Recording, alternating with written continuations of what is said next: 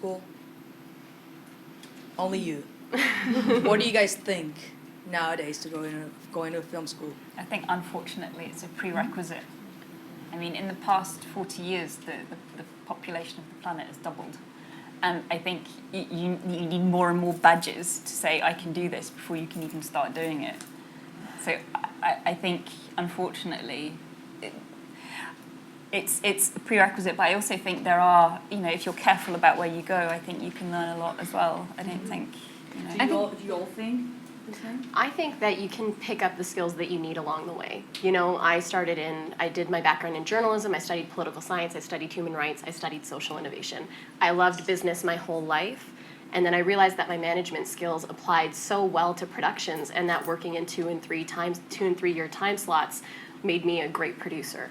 So it really is just following your own intuition, and if you're passionate about film school, go to film school. It'll, in the end, get you where you want to go. But if you feel like every day your soul is being literally sucked out of your body when you go to class, it's totally not worth it. So it's really just like listening to your gut. What do you enjoy? Do you enjoy sitting in that class, or would you have time better spent outside shooting during that time? I think it's also a case of looking at, your heroes and them, him, her, and seeing what projects they've done that you admire, and seeing how they got working backwards from that, and knowing what kind of films you want to make, and trying to use that as your priorities for certain. Like, who's gone to that school? Do you really admire them? Will you get connected to them? I have a degree in musical theater, so because I'm an actress first, that was my first training. So I still went to school for my art and for my passion. But even today, I feel I have a little brother who's 10 years younger than me, so I still see that collegiate mentality. And I really think that before you dive into, especially, it's very expensive in the States, a $100,000, 4-year debt commitment, go get on a set and make sure that you are okay with the gypsy lifestyle, because it's not a normal working environment. And if you can work with different people all the time and work for 18 hours, 6 days in a row, and then take a day off, and you are down with that and it energizes you, then okay, go to film school. This is really where you want to go. And, but also what may have happened by then, being on that set, someone was like, you're amazing. Actually, I'm gonna bump you up to this, and come work with me on this next film, come work with me on this next film. And you may pick up all the skills along the way. That's kind of why I bring it up. Yeah. Because lately I've been hearing that most people just tell you skip film school, just go to the set, go out there, and just save the money, and use that money to create your own thing. And with technology, you can now get an HB and go out and film and learn as you go. Absolutely. You might want to go to college to study accounting so that you can do it. And I don't mean instead of filmmaking. I mean so that that you can work out your budgets and all that kind of thing. Absolutely. Because you're all entrepreneurs. Absolutely. And nowadays, all big entrepreneurs are going to tell you don't go to college. It's like going to do your MBA and having someone teach you entrepreneurship who's never started a business. If you're going to go to film school, make sure your profs have made films. Yeah. If you're going to do X, make sure they've actually done what you're trying to do. If you admire that, great. If not, just go do it yourself. It's so easy these days. And there are also so many free online resources, like so many filmmakers who have really have the degrees. Really wonderful, teaching. Elaborate blogs, or like someone who didn't go to film school, like Philip Bloom, a British filmmaker, amazing. Has just done a series with CNN, an incredible cinematographer, and his posts. I mean, it's he writes a thesis on every single piece of kit that he uses. And I spend, because I'm an insomniac, I spend between the hours of 2 and 5 a.m. studying his blog, go out and use what I've learned the next day. And it's great because there is that kind of community, and you, if you write a comment and say, what do you think's the best lens to use with this, and people will write back to you and say, look, I want to help you, even though. We have another question in the third row there. Hello. Thank you all for being here. I appreciate it. I have the 80 grand in debt from USC, so. But it did teach me a lot. I mean, just from that, and now I can also teach film. So it's the degree, the master's degree does open doors. come in handy sometimes. So But I have a question because I went to USC and I do love LA and I do love Hollywood movies. I find that this question about women filmmakers is a really interesting and difficult one because on one hand there aren't stories about or by women in the sense of like women think differently, and so there's a different kind of story in the same way that a different perspective from someone from a different country or, a different, socioeconomic level or ethnic background or whatever is going to bring to Hollywood filmmaking. And I think that's a totally valid standpoint. But then there's also the question of, what about the traditional or the conventional filmmaking, which a lot of us grew up inspired by and looking at the filmmakers and being like, I want to make that kind of movie, but it's a male-dominated field. How do you kind of work your way and by doing both? Because I feel like when I do my shorts and when I do my scripts or my projects, they are molded in more of the kind of Hollywood, package. But that's what you're aiming for, right? But that is what I'm aiming for. But the festivals are more. They're trying to kind of a lot of the festivals, especially like Sundance. The guy from Sundance actually said this at his panel last week. Was that they're trying to do something different from. He's not interested in the Hollywood model or people emulating the Hollywood model, which I think is also a fair point as well because we do want to see something different. It's not like I want to go make Avengers, but I just, but it's just kind of an interesting, I'm just curious kind of what your guys' take is from that. I think your question, my knee-jerk reaction to that would be tentpole movies, if you want to make the box office, then that's the way you need to go. And I think if you're thinking about distribution in a traditional sense, as in, for example, the big DreamWorks and Pixar movies, they would open to between 3,500 and 4,000 screens in the US, continental USA. But we have a whole different, with Netflix, with the internet, with whatever, and I think as distribution models change, I think the way, the kinds of stories that we tell and for whom will change as well. So I don't think it's a case of changing the tentpole structure. I think it's more a case of looking at the distribution models and looking at how you get bums on seats now, that will allow you to be able to tell the stories that you want to tell. For us, we have completely turned the distribution model on its head because we are Kickstarter funded. I keep coming back to Kickstarter. It is, if your story is powerful, it's a great tool to use. And it's allowed us to think, let's actually do our digital release first because our entire audience is online. So we're going to have a live stream premiere in New York City October 2nd, and that's how our film's going to premiere to the world. It's not going to be theatrical. It's not going to be festival circuit. It's not going to be a tour across. Those are all going to come after. But we want our audience to get the film immediately. So when we do that, it's going to be extremely innovative when it hits. And the audience that we're going to have online is going to show a track record for how can indie films be released online? What can that look like? Another thing that I would say is, just continue to go back to the story. Serve the story. Ava DuVernay at her South by Southwest keynote said, her first film was like a very low budget. Now she did Selma for $200 million. Why did that happen? Because she came back to the story. If we want to go conventional Hollywood, that's great. But if it serves your story, excellent. If it doesn't, go with what serves your story because that's what the audience is going to feel. We have another question just here on the end. Pass the mic, thank you. Hello. Hi. I just want to say thank you for all of you sharing your stories. Thanks it's for wonderful coming. to get to hear your voice. As a fellow Buddhist, I also want to tell you thank you for also embracing the fact that I think that the camera is becoming the people's camera and no longer belonging to the bourgeoisie. My question is that with the evolution of the film industry and women joining the film industry and being able to embrace that and as well as sexuality, how do you feel about transgender roles and the homosexual mindset of a masculine man but who might embrace the fact that they also have a feminine mind? Does that as well complement the women achieving in film? Is it the same thing or is there a difference between that or not? I think all voices should be heard.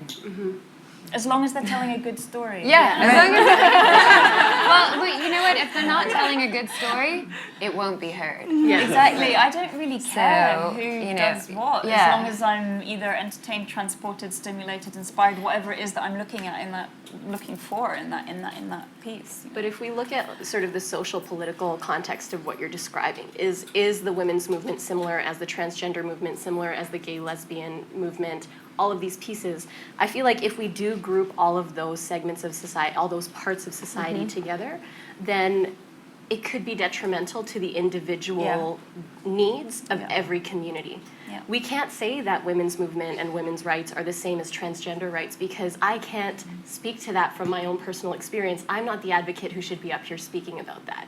Someone who has lived a transgendered life should be the one moving that forward.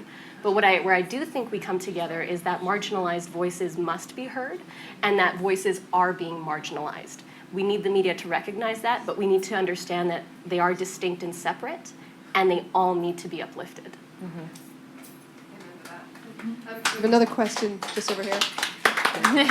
Hi, you guys are great. I love everything You're saying. great. So basically, I've been told that I say sorry too much, and I Yes, know that you do. I preach. Yeah. You do say sorry too much. I come from the Midwest. Do you know? Canada, come on. Canadians are known for sorry. That's my thing. Yeah, you do. But okay, keep going. Sorry. I think obviously what we do, we need to have a lot of courage. So how do you stop saying sorry and just be like, go and like say things? I have a hard time. So it's good to go ahead and put just whenever you want to say I'm sorry, think of something else to say. Like seriously, it could be a current topic and you're ready to say I'm sorry because you're running late and you see Kylie and you go, gosh, isn't the weather beautiful? And then you go into whatever you're going to talk about. Seriously, and she'll forget about the fact that you're late and you'll talk about, yes, the weather is beautiful, and you'll move on. But yeah, just try and keep something positive and literally start doing that, practice that exercise with yourself now, because it is a tricky thing. And I think it comes back to that whole uplifting yourself piece. Yeah. Because if we're starting every conversation with sorry, it's coming from a space of lack. And it shows that we might not think that we ourselves are enough. And I think that's a perpetual battle that we go through. But if we look at like the root cause of why do we say sorry all the time, it comes back to loving yourself. And I'd say do whatever it takes for you to get to that point. My trick, was just trying to give people compliments and just being nice, and the change, if I'm late and I'm saying sorry, and the change in someone's face is just, it's just chalk and cheese. And, I think being nice to someone else, it's not about, rather than it being about you and you being late, it's like, I'm so happy to see you, I've been looking forward to this, or whatever it is, just being nice to them. I think also, sorry if I can add. Sorry. Not sorry.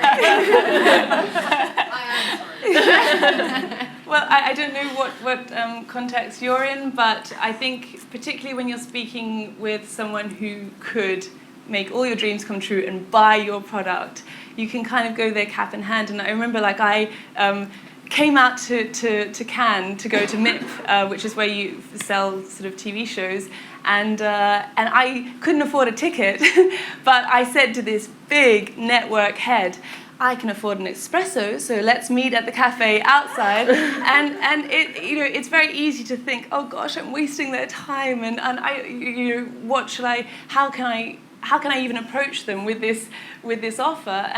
But really, everybody is looking for an exciting project, and everybody is looking for something new, that innovative kind of project that is going to be exciting to work on. So I think you've got to think like, hey, you're bringing something to them, and if you've got that belief in your work, then you can sit down and everybody's winning. You're bringing them something, we're going to collaborate with you. 2 questions, but the first one to you, I think it's Dream Girl. Yes, yeah. And that is, you say that you're going to do a premiere on the internet for your series. Yes. Where is the money? Are you charging for that? And if not, where is your money coming? Where does your revenue income come from subsequently? Yes. And then for the rest of you, can you share or recommend production finance companies, investors, or distributors who are sympathetic to women films from your contacts? So I'll start with that. So our distribution model is actually going to be based on pre-sales. So we're selling an ebook alongside the digital premiere, alongside a digital copy of the film, and that'll all be packaged together for $50. So we've embedded that within our revenue model alongside our tour, which we have a corporate sponsor coming on board to sponsor our tour just based on the nature of the film about women entrepreneurs and CEOs. And then we are looking at many different merchandising opportunities, fashion opportunities. There's so much trickle effect that can happen off of this story. And I feel like as filmmakers, we are creative, but we also need to be creative with how we choose to promote and make business out of our film. The big studios, look at all of the Avengers little toys that are out there, even though they don't have Black Widow, which I think is a terrible thing for the Avengers. I will just bring that up as a feminist. How can they Pardon? Seriously? Yeah, they don't have her as a little action figure, which is terrible. That's how they I'm could going to probably make a lot my of first money. million. I'm going to do There you that. go. But anyway, so our revenue model is based on a pre-sale model for our digital premiere, and then we're actually going to have a huge live event in New York City that we're selling tickets to, alongside live events in about 10 different cities around the world. So those will be revenue generating for us as well. It's about thinking outside the box. It's like conventionally films are put out this way. I'm going to do everything that is not that, and then just trying to figure out how do we monetize that. That's where my brain loves that energy. And then on the people who are sympathetic to female films, I feel like that is such a passive language for us to embody and use. They shouldn't be sympathetic to us. They should know that our stories matter and that they must be told and must be put out to the world. And I find that when you come from that space, just the women who have come to Dreamgirl and who, are interested in investing in a future company with myself and Erin that is about female-centric films and their access to capital and what they're going to help us do in the future, it's just like, own that space, step into your power, and those financiers will come to you. Sit in the cafes here, network, schmooze, tell your story. Don't be intimidated by the fact that all financiers and investors are male right now. That's actually not necessarily true if we find those key points, trigger points, that we can help transform this domino effect into a faster one. I hope that was coherent. No, that was definitely coherent. Just one quick question. Yeah. All the different episodes that are going out on the internet, people can watch them for free? So what we're actually doing, it's one film, so it's a documentary film. So we are selling the film as a digital download, as well as the pre-sale. So to have access to the pre-sale viewing of the film, you have to buy the pre-sale. And then you can buy a digital copy of the film. So it's not free. You have to have access to that, and that's going to be protected by a password. I have one thing to add to your question. My office in New York is at Women Make Movies. There are pamphlets in the back. They've been around for 30 years, and they are a distributor. They are content-driven, and there's fiscal sponsors. So they have running programs, a producer's workshop, a production assistance program that Laura Poitras, who just did Citizen 4 and won the Academy Award, she came through that program. I have a list. It's like hooking up with organizations like that, that's one. And then somebody like Meg Ellison at Annapurna, she does many different projects, but she's pretty awesome. I think she's one of the best producers for male, female, just content story-driven work. She's amazing. The other is Killer Films with Christine Vachon. And then also there's Game Changers, which only solely invests in female-directed films. So, and I'm actually really surprised that there aren't more funds like that. Again, because I think there's a huge investment opportunity, again, on sheer scarcity and on a hungry audience. But I'm also going to do the flip side too. Kickstarter's been mentioned, but there's also Indiegogo. And Indiegogo can do for-profit, but if you have a fiscal sponsor like Women Make Movies, or my film had Fractured Atlas as their fiscal sponsor, that meant that we could take and accept tax-deductible donations. So then everybody in my world became a sympathetic investor because they would get a tax deduction by investing in my film. So, and still today, if any of you really enjoyed this conversation and want to tip us, you can go to Fractured Atlas and you can donate tax-deductibly into the other one, because the making of this film is not finished yet. So we are doing kind of a traditional distribution domestically in the U.S. We are being distributed, it's being announced actually this week, Indican Pictures is doing our online streaming and VOD release and DVD release into like Walmarts and things like that. But then I kept the theatrical rights because I feel like in my hands, I can put together way more profitable screenings than anybody else out there because I know my tribe. And I can call them together and they will pay $15 a ticket to come and see my movie because they love Grace. And so those become your sympathetic people too. They just want to rally around you. So look for those people, especially if you're making a film under $250,000. You would be surprised what your dentist will give you. And also, don't underestimate the women that you know in your life. Just doing Dreamgirl, we have women in the film with a net worth close to $1 billion to a net worth close to $500 million. You know, just women exist who want to invest in other women. And we need to move from a dialogue of, you know, a passive dialogue to one that's more active where we understand the access is there and we just need to ask. I love the dentist comment because the Coen brothers are heading up the festival jury this year, and of course they started with investment from a dentist. So we had a question. Sorry. You weren't finished. You were kind of. Did you continue with the list that you were giving? Well, I also wanted to say hello to Yvonne Dutchman, who is a filmmaker. She's from London, and yeah, so look out for her upcoming project. And yeah, you should invest. I'll just say that on the online. Invest in her project. No, there's just so, but there are many from Los Angeles and New York. Those are the markets that I know. I could name companies. First of all, I want to say thank you to Kate. She's the one that told me about this event. We met at the American Pavilion, and that's what I love, that women are so willing to share the knowledge, and that's what's going to make the difference, I think. So I was curious, what organizations have you been a member of as you've done what you're doing that have helped you get where you are or have inspired you? I had my very first mentorship with women in film. Yeah, they're great. And to this day, my mentor, who was a screenwriter, and they just kind of put two women together. So or maybe there wasn't another actor in the group.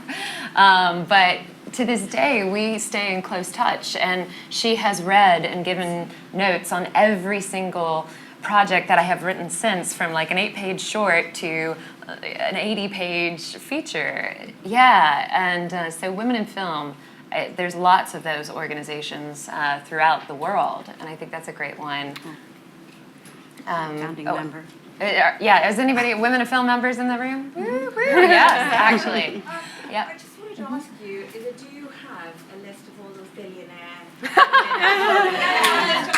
Well, stay tuned. You should watch the movie. Watch the movie, but also stay tuned for an announcement in the next year. There might be a collective coming together. When you do something right and when you're doing something good, I for a fact know that I'm very well aware that other people might see me as a sexual object, even behind the camera. So it becomes like a big deal. So I actually project this heavier voice and this, I think I took to smoking because of it. I gained weight because of it.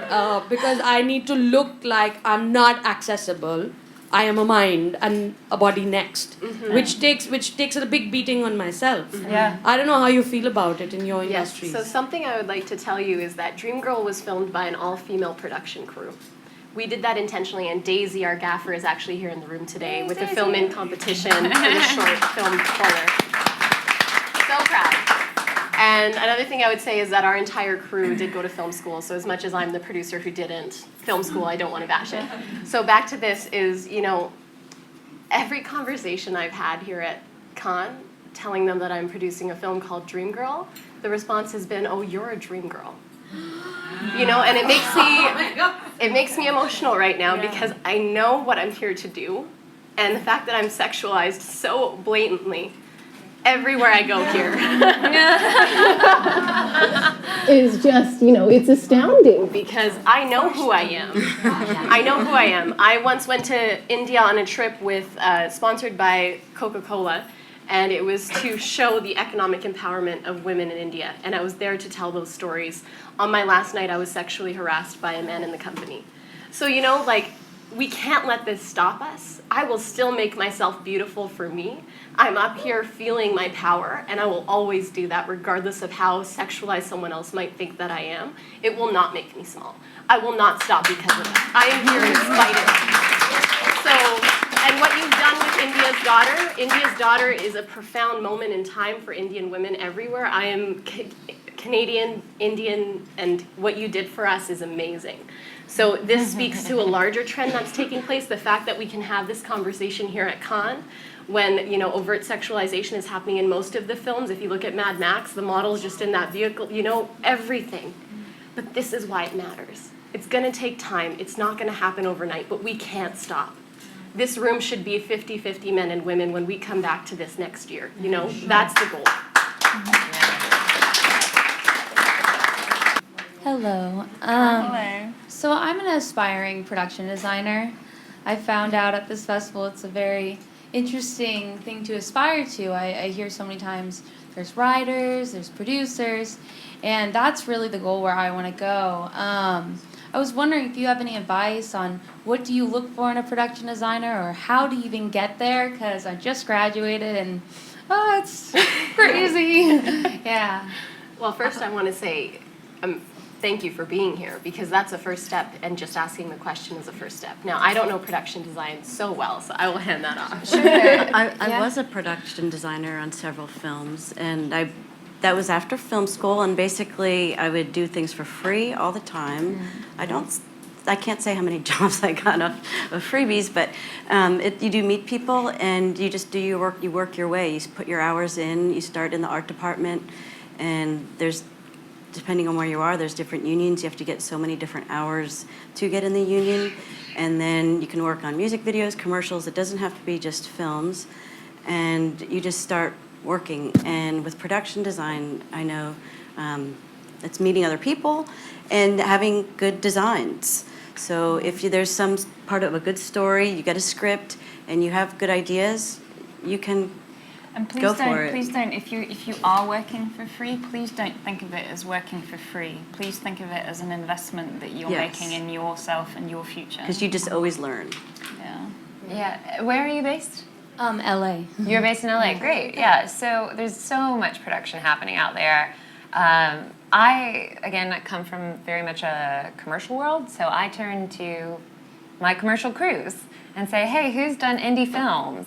And sure enough, like the same names will come up, and then you just sit down and interview them. And it's a really small community, especially production design. Films, when you start kind of getting into those niche areas, it's a lot of the same people working over and over again. And I would even just try to be like, hey, who's being hired? And then I'd go and stand in their shadow. In short films, that's where you learn a lot, and they don't take forever.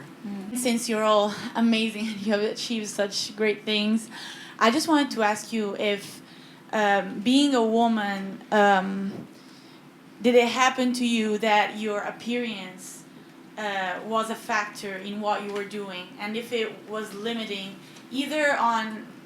I'm sorry, my English is not that good. No, you're fine. And I think I hear your question. Okay. Yeah, and yes, that's absolutely true. That's why I started producing. But at the same time, I'm wearing a cute short skirt dress because I like it. And, and I take the stairs 2 at a time because I want to stay buff and fit. And does that make me sexier? Yeah, probably. And will it determine certain roles that I go in for? Yeah, it will, because that's just kind of the world we're in. But if you want something done, sometimes you have to do it yourself. And so if you want a better role and you're going in for those auditions, first of all, don't go in for the auditions. Don't go in. And find filmmakers and writers and creatives that are doing the storytelling that you like, and you support them, and you get behind them, and you say, can I bring brownies for the craft service table so you don't have to pay another $20 there? And change it. And continue to be a filmmaker who brings complex female roles to the screen. You know, when we saw Cate Blanchett winning for Blue Jasmine, she's not a character who everyone loves and adores, but she's one of us. She actually is a story that is feminine. So as you talk about, victims of violence in relationships and things like that, when we do look at those relationships, and they are told from a female perspective, we need empathy in those situations, because if it's shown in the media that we're empathetic to victims in those situations, then it'll translate into the court proceedings. It'll translate into real life. So we just need to continue to be bold in how we choose to tell those stories if they must be told. But I do just want to say, my film, by the way, was directed by a man. And I know. Oh my goodness. Bomb. I just dropped a bomb. But here's the real truth and why I bring this up. It means that even though the film was written inspired by 2 women, it tells the story of 3 women really, co-produced by 3 women, executive produced by a woman, it's directed by 1 man, and that means we don't get to go and apply to a lot of female film festivals. A lot. And I think that's a damn shame. So, just gonna drop that bomb. And all of you as well. Thank you so much for being here.